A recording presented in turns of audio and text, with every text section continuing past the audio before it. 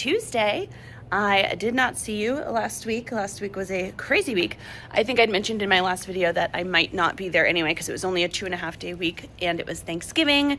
But on top of that, the weekend before Thanksgiving, my husband, me, my mom, everybody got like really sick. So you can still kind of hear it a little bit, but we were down and out.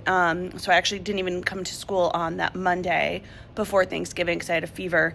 I had like a fever for like 36 hours and slowly getting better. But anyway, 'tis the season for all those fun germs. So we had a very, very sickly Thanksgiving, but we were all feeling a little bit better by the time Thanksgiving actually came. So we were able to still celebrate and have our wonderful meal and spend time together, but put a little bit of a damper on the holiday week, I'll say that. But now here we are back, and it is somehow already December, which is crazy. It's Tuesday, which means we have, we're one day in. We have 3 full weeks before Christmas vacation or holiday vacation, which I am so looking forward to. So it's going to be a fun few weeks. So this week I wanted to just take you along and share kind of what we are up to this week, what we're teaching, what we are wrapping up and moving on to next. And then that's what I'll do for the next few weeks, just so you can see what we're doing. I did take down, my windows look all empty. I took down, we had our shaped turkeys up hanging here, and then I had my stained glass butterflies all year long. I'm actually gonna have the students make, I don't know if it's gonna be today or tomorrow, but I'm gonna have them make this little stained glass winter project, just because I loved the way the stained glass looked on the windows, and it was such a cute and like fun, colorful thing. So I think my plan will be to do the butterflies at the beginning of the year, this winter one for winter time, and then I'll do I don't know what yet, but I'll do some sort of spring one as well. So we could have 3 that kind of decorate the windows all year long. So I'm looking forward to that. I need to get everything. I already have everything here at school for it, just the paper mache squares. I'm going to pick out like the blues and the grays and the purples for wintry, and then I will have them make their own little snowflake with black construction paper. That'll be my plan. And then up here, I have a little gingerbread math house. It looks like this right here. I purchased them on TPT forever ago. They have it for all different skills. So we'll do that with addition within 20, and that's how we will decorate. And that we're doing on Friday. So I already have that scheduled. We'll do that Friday, and that will decorate our classroom for these dreary, cold winter days. I also set up behind me all of our gingerbread books. So my plan is we are still doing HMH into reading. I explained that many times. I have a whole bunches of videos where I talk about the pilot that we are doing. So that I believe is what we will be adopting for next year. But I do want to, that last week of school before we go into vacation, I do want to continue Gingerbread Week. So I'm going to figure out kind of where I'm going to place that in there. The writing that we're actually doing right now with the HMH unit, we're on unit 3, which we would actually be ahead of that by now, but because of the way the pilot worked, we're just in unit 3. But it is a research about an animal, and we actually do a huge project like that where we research an animal. We do a whole PBL project in April and May. So this one, I think I'm going to tone down the writing on this one and just get used to the idea of picking an animal to research and writing a few facts about that animal. And then we can either save that animal and reuse it in May, or they can pick a new animal and just have had some practice with it. So I think that writing area is where I'm going to kind of pull back from so we can continue our gingerbread unit that week before vacation, because that's just like fun, and the students love reading all the different versions of Gingerbread Man. We love comparing them and making a whole day of it. I just printed out a bunch of the decodable passages that we are going to read for this week, a whiz at the bat with a bunch of digraphs in them. I have all the Wicked songs stuck in my head. Did any of you go see Wicked? We are huge Wicked fans already. I've seen it on Broadway many, many times. And then when the movie was coming out, we were so excited. So we were able to go see the Sunday after Thanksgiving. We took my whole family. There were about 8 of us there, and the boys loved it. We loved it. I cannot wait for part 2, but I've had the soundtrack just on repeat ever since then. We went like a week after it came out, so I did not want to listen to any of the songs until we'd already seen the movie. So now I just listen to it all day in the car, and unfortunately for everybody else, I sing it very loudly. All right, I'm going to hole punch these and get ready for the day, and I'll check in later and tell you kind of what we're up to. Hello from after school. I'm clearly back at my house. I have my poke bowl ready to go for my literacy committee meeting, which we're starting in a few minutes. I never popped back in because, per usual, life just got crazy, school got crazy, but it was a great day. We finished up in math, we finished up our numbers to 20 unit, really that beginning place value in those teen numbers, identifying, tens and ones in a teen number, and then also comparing and ordering those numbers. So we gave our assessment today, and then we did a fun little cut and paste activity. It looks like this. I think I bought these last year on TPT. I'll link them down below, but basically students have to count up the tens and ones, figure out what number it is within 20, and then it makes like a mystery picture, and it's like snowy or winter themed. I think the numbers actually get even higher. They go up to 100 too. So I will link that down below, but they just did that after the assessment, and then they could go to some may do activities, a little choice board there where they could do a couple different apps that we have on the iPad. So that is what we did in math. And then tomorrow we are starting our addition and subtraction within 20 unit.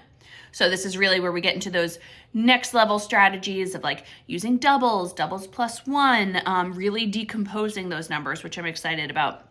It's one of our bigger units that we do. So yeah, tomorrow I will pop in and share kind of what we're doing for that, introducing all of that.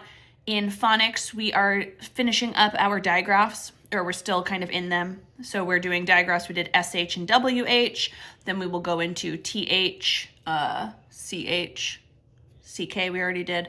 I don't know exactly. And then I think the third week of this unit for HMH into reading is going to be that nasalized sound with NG. So we will get there too, which I'm excited to kind of move on from digraphs and get going.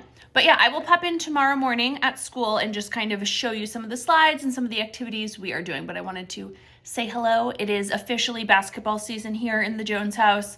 So Theo is at one of his practices right now. He'll come home, and then about an hour later, he goes to another practice. And then when he comes home, I will take Calvin to his basketball practice. So yeah, it's busy. So I'm going to eat this bowl. I'm going to go to my meeting, and I will see you tomorrow.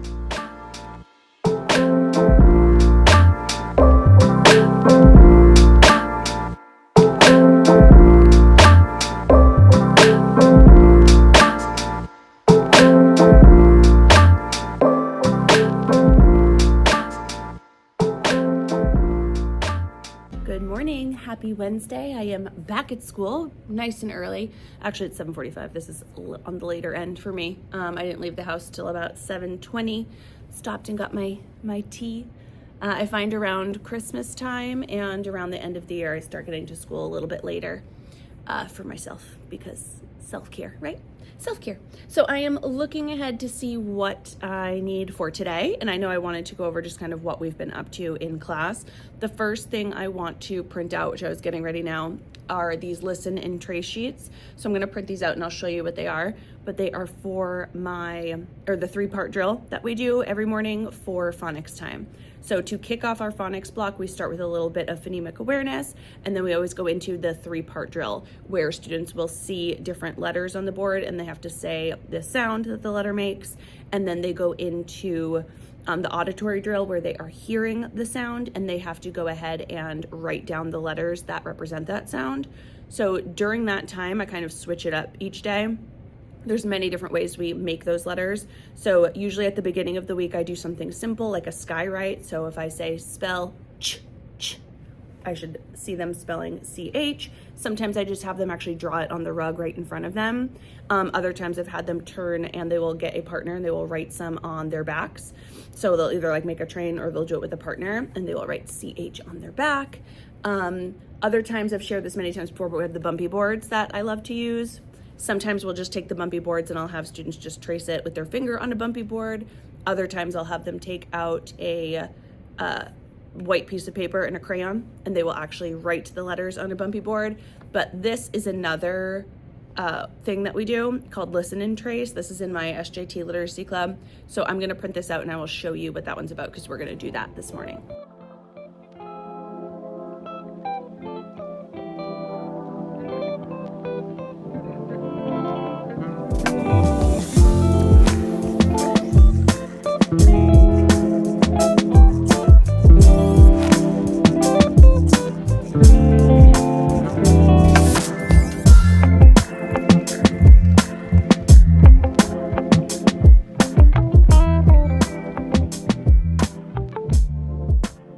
So listen and trace. So after we do the visual drill where they are looking at the letters and saying the sound real quick, I will have them hop back to their seats with one of these little sheets right here that just says listen and trace, and this is the digraph version.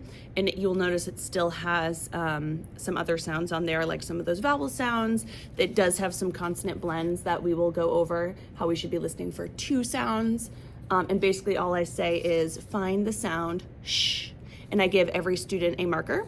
So they get a marker and they get this, and they have to listen to the sound and they have to quickly find it on their sheet and trace it. So this is just another way to practice that letter formation, that connection, and instead of forming it on their own, they're just finding it right here to trace. So nice and easy. Like I said, I like to mix it up for that part. And then I've mentioned this before, but on Fridays, we always do sand, which they love. So they will do the sand. And then I also have some gel boards with like a little stylus that I haven't introduced yet, but I also do that on Fridays as the year continues. So skywriting, the bumpy boards with a finger and a crayon, using the back, writing it on the rug, listen and trace, sand. Million different ways you can do this. And then we go into, of course, the third part of that 3-part drill is the blending. So then they'll quickly put this in their mailbox, come back to the rug, and we will blend sounds together to make words. Hello, popping in from after school. I wanted to share with you what we are up to in math, what we're up to in W.I.N, and what our literacy centers are this week. But I was also just prepping some stuff that I wanted to share with you. So I told you we were gonna make those little snowflakes for our back window. So I went ahead and I just did the outline. I kind of made them like on the smaller side. But my plan for this one is just going to be like make this little frame here. And then I started having students make their own little snowflake.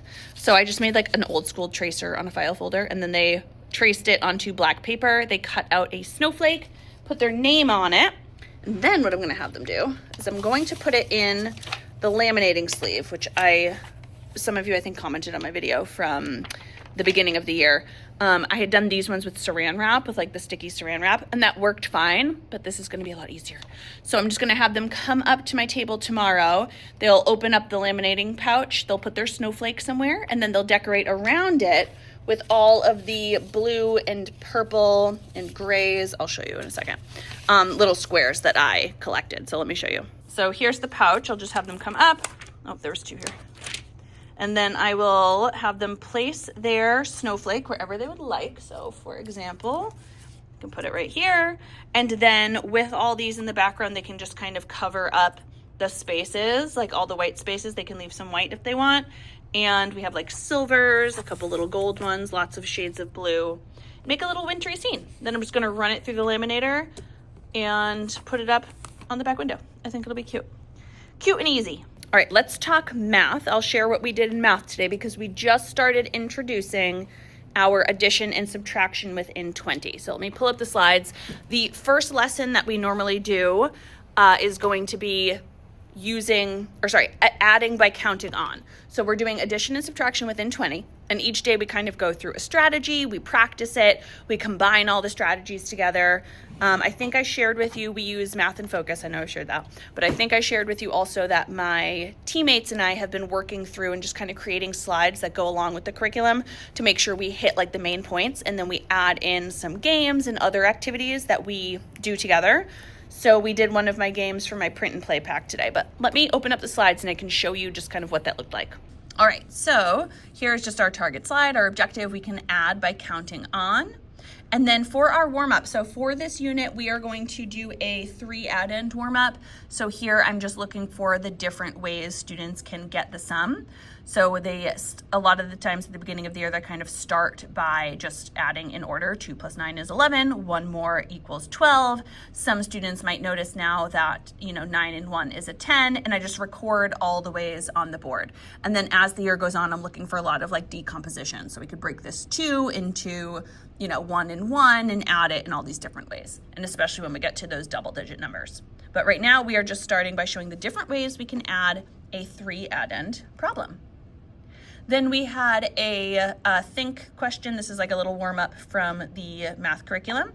7 plus blank equals 15. Find the missing number. Show the 2 different ways to find the answer. So the first one my students did was counting on. So I drew a 7 here, and then I made dots until we got to 15.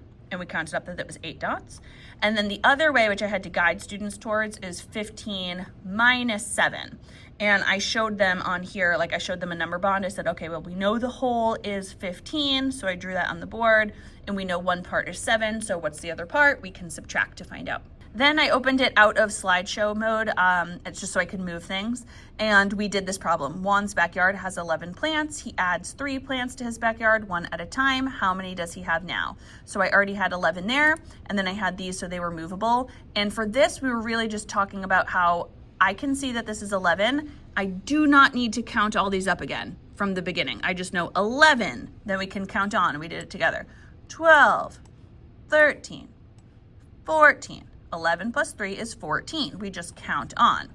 And then we did the same thing. It said if Juan has 15 plants in his backyard at the end, how many plants were added? So we said that 11 and 3 more was 14, but if he had 15 at the end, how many more did he add? A lot of them got that pretty quickly, which I was happy with. And then we talked again about just counting on. So Landon has 12 dinosaurs. We already have 12. Haley gives him 3 more. So how many does he have altogether? We put 12 in our head, count on, 13, 14, 15. Then practicing again, we have the 9 in our head, count on, 2 more, 10, 11. Same here. And then I also showed them, we have these exact little number boards. They're like dry erase markers for a number line. And so I showed them how to do it on a number line. So we talked about how we can put it in our head. We can also find 13, make 4 hops, 1, 2, 3, 4. 13 plus 4 equals 17. And then I gave students their own whiteboard to practice 9 plus 3. And then it didn't have it on here, but I actually did a couple more for them to practice on their whiteboards. Then we went into the game spinning around, and I will show you how that works. Okay, so I put the number board up here because their names are on it because we're gonna finish this tomorrow.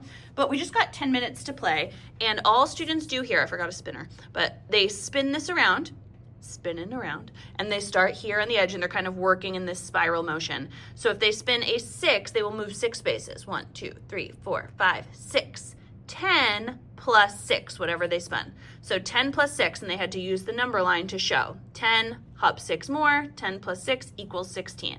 Once they got it, they would go ahead and color in that circle with their color, and their partner had to check them. And then the other person would go. So same thing, and we would always skip over any of the places that we've colored in, so we're making less and less as the game goes on. So this person must have gotten 3. So 1, 2, 3 plus 9, we can do 9 plus 3 equals 12, check it, color it in. Just a very simple practice game where you're just having 2 add-ins here within 20, and they're using that number line and trying the strategy that we taught them to add. So by either putting the larger number in their head or here using the number line and coloring it in. I had a 10-minute timer for them to do that game, but we really probably only got about 8 minutes by the time students all got settled and got their materials. So I had them write their names on the top because we will do it again tomorrow, and they'll just again continue with that practice. And then we just did an independent sheet from the book, which I will show you. This is just the independent practice sheet. It is from their big, workbook, their koala book, and they just have to show how they got the answer. So 8 plus 4, we already have 8 here, 9, 10, 11, 12, 13 plus 3, and then it even has a little number tape here to find the greater number and add on the smaller number to get the answer. And then by the time this was done, I believe we had about 3 minutes left. So we just kind of did a quick little wrap up. Is it easier to count on from the larger number or the smaller number or add-end, and why? And we talked about that real quick, and it was time for lunch. I feel like I have not shared my W.I.N stations in a long time, so I wanted to share what we're doing in W.I.N. I have a whole video on how I teach W.I.N, and it's exactly the same. I made it over the summer. It looks like this right here, but I am teaching W.I.N the exact same this year. So let me grab from the trays the different activities we're doing just so you can see what we're reviewing. So with W.I.N, we're usually reviewing a skill from last week or a skill we've introduced this week, and it's just extra practice for students. So let me show you.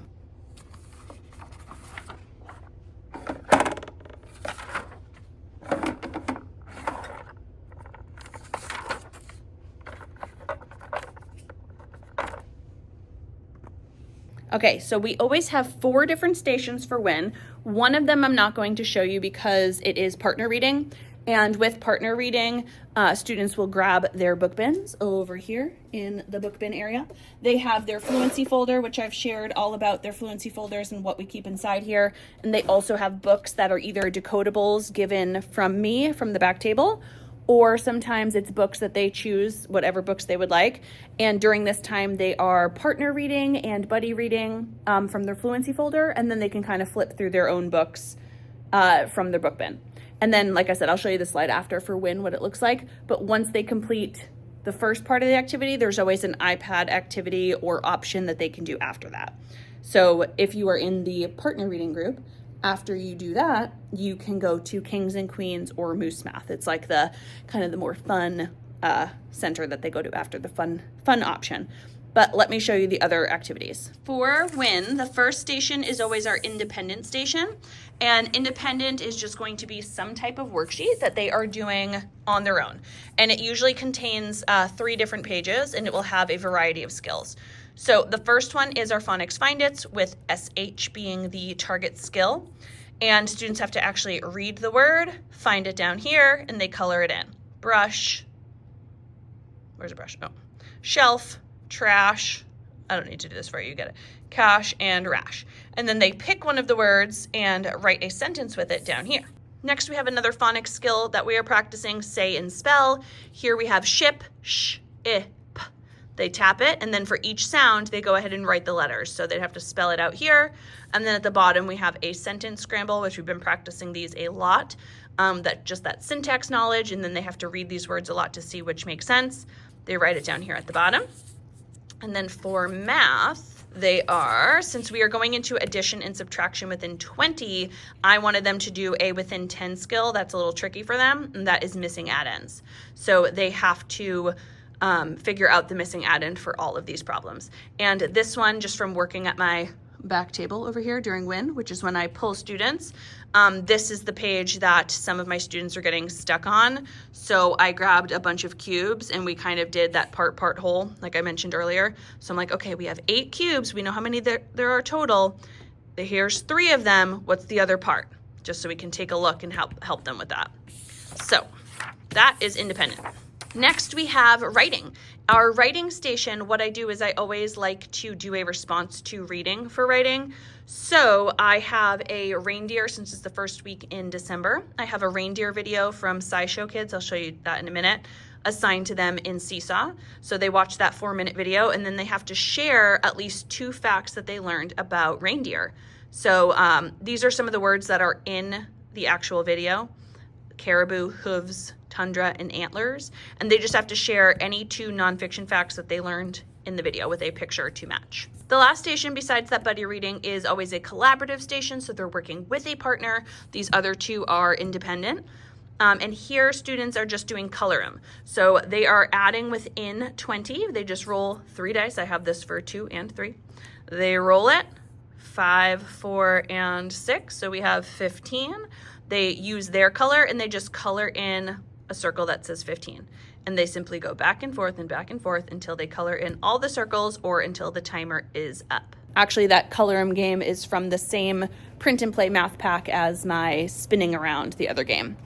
Lots of games like that. Let me show you the W.I.N slide, just in case you haven't seen it in a while. You're wondering what that looks like, and then what kind of stations they go to. So let me flip the camera. Okay, so on Monday every week when we start W.I.N time, I call everybody over to the rug, and I just explain what the activities are going to be, and we kind of walk through each one.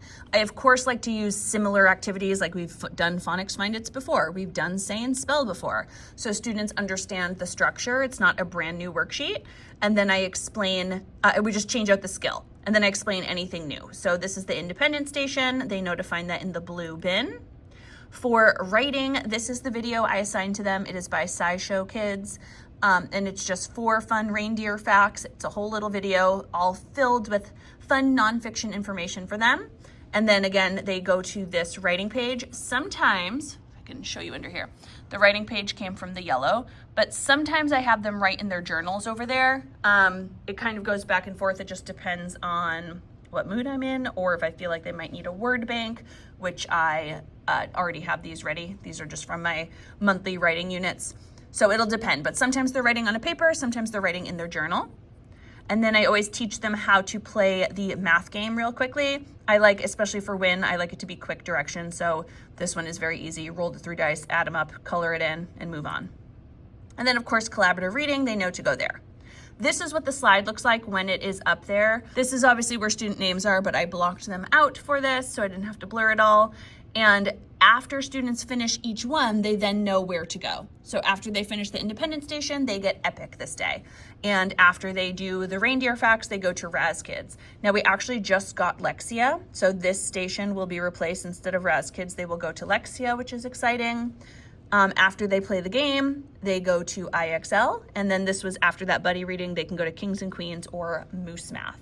And then since there are only 4 here, and we have 5 days in a week, Friday is always set up as a must-do, may-do. So I usually have a different slide for that. But that is what we are reviewing throughout the week. And now that it is December, we are less than a month away from the Educator Summit being out and available for those to go ahead and watch. The conference, I'm so excited about it. And I did a whole session on literacy centers. So I just wanted to share kind of the slide that I'm using for literacy centers this year. This is something I have switched up. Last year I had 2 different ways I kind of ran literacy centers and I shared about it throughout the year. This year it's very similar to what I did at the end of last year, but with one slight tweak. So let me show you what that looks like for our literacy centers. Now, literacy centers come at the very end of the day after our writing. So we are using HMH writing, and right now we are currently researching an animal. So this links to like a whole separate set of slides, which I can show you after. But that lesson usually takes about 25 minutes or so, and then we go right into the literacy centers, or reading centers. So here I have 4 different sections, and I have a group that meets with me right here. All the names are blocked out again. This is Find the Fish. I've shared this a million times. Students will simply, let me just show you over here. You already know how to play, but I'm just gonna show you. I have it stored over here. Students did not put it away very wonderfully today, but that's okay. They simply use a little pocket chart here, and there are 12 high frequency words. She, into, all the ones we've been practicing, any new ones I add in. They put all the words in here, and then they hide, of course, the little fish behind it. And for about 10 minutes, they simply practiced trying to find the fish by saying the high frequency words. And then when they are done, they put it back in the bag, store our pocket charts over here, and they get off to what they're supposed to be doing. So Find the Fish is always one group. Then the next group is always going to be our independent one. Let me flip. This one right here is just our independent station, and this is usually just another phonics type of worksheet, which I will go show you in a minute. I keep it on the back counter, but since we are already here, I will show you. The next one is Seesaw. So for Seesaw, I usually have a different activity that they will do when they are there. This one is a sentence scramble that I will show you. I explained we've been practicing a lot of sentence scrambles and that syntax knowledge right now, so I'm trying to keep them on that. And then Epic is the 4th station. So Epic or Raz Kids, they can choose, but this is just where they go in and they can read and listen to books that are fun for them. So a switch up from last year is I had a roll, read, and find literacy center that I love, and I've been using roll, read, and cross out that I will show you in a second when I go to the back counter. But I switched that out here with Find the Fish. So maybe every other week or every 2 weeks, I kind of switch this station out. And then I usually do keep a Seesaw activity and an Epic. Epic is always here. This group over to the right is my group that meets with me. You can see here that there are 5 stations. One is a meet with the teacher, but I only do this Monday through Thursday. And really the only rotations are these 4. Because the group that meets with me, I meet with the same 2 groups every single day. These are my 2 lowest groups, and I make sure they meet with me for at least 10 minutes. It's usually closer to 12 to 15. And I make sure they meet with me every single day. So on Monday, let's pretend this group is here, and I've got, all these groups spread out. On Monday, this group will be here for the first 10 minutes, and then these 2 swap. So these 2 follow the same rotation. On Tuesday, everyone will rotate this way, but then these 2 groups will swap. It's the same 2 groups are swapping each day. Wednesday, we go down here. Again, same 2 groups are swapping. And Thursday, same 2 groups are swapping. So that way they don't miss anything. And then again on Friday, I always do a must do, may do situation.